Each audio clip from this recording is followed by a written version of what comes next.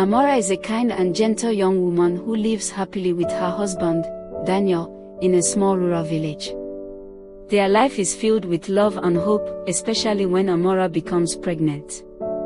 However, their happiness is suddenly destroyed when Daniel dies in a tragic accident in the forest. Amora is left alone, heartbroken, and vulnerable. Instead of supporting her, the villagers begin to blame her for her husband's death.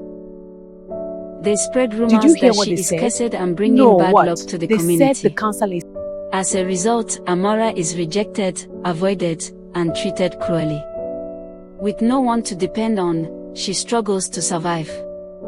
She works tirelessly, washes clothes, fetches water, and often goes hungry, all while carrying her unborn child.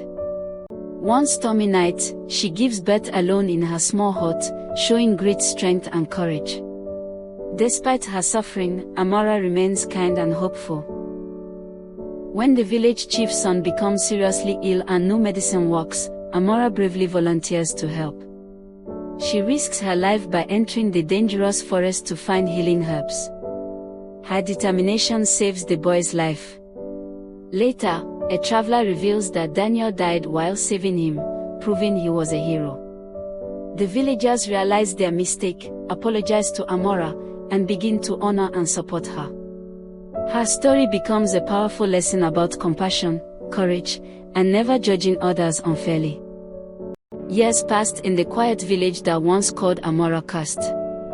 The pain and sorrow of the past slowly faded, but the lessons remained. Amora continued to live with strength and dignity, working hard every day in the village market. Her daughter, Ada, grew into a beautiful and kind young girl. She had her mother's gentle heart and her father's brave spirit. Wherever Ada went, she tried to help others. She carried water for the elderly, shared food with hungry children, and spoke kindly to everyone she met. Because of her kindness, the villagers loved her deeply. Many believed she carried a special blessing. But one day, troubling news spread through the village. The old chief had become very sick. The elders gathered together under the great tree to discuss the future of the village. According to tradition, the next leader must be wise, honest, and loved by the people. As the elders spoke among themselves, one name began to rise above the others. Ada. Many villagers believed that Ada had the kindness and courage needed to guide the village into the future. However, not everyone agreed. The chief's son, Obina, had always believed that he would become the next ruler.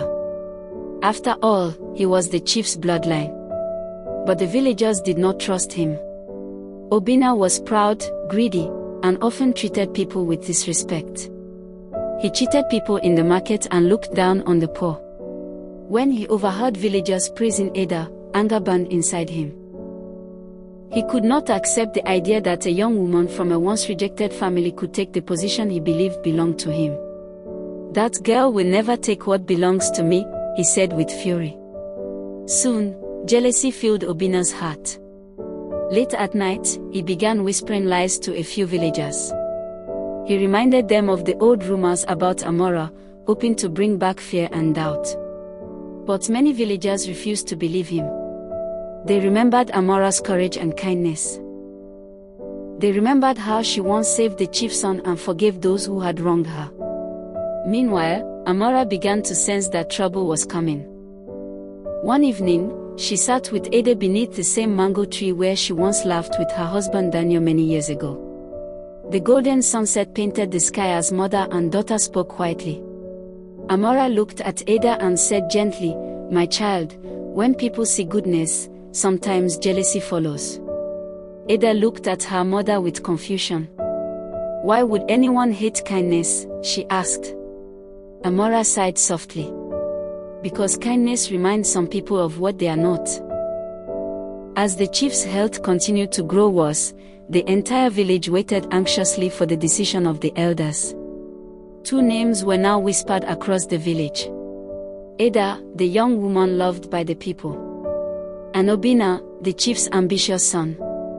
The village was slowly becoming divided. Some believed Ada was the leader they needed.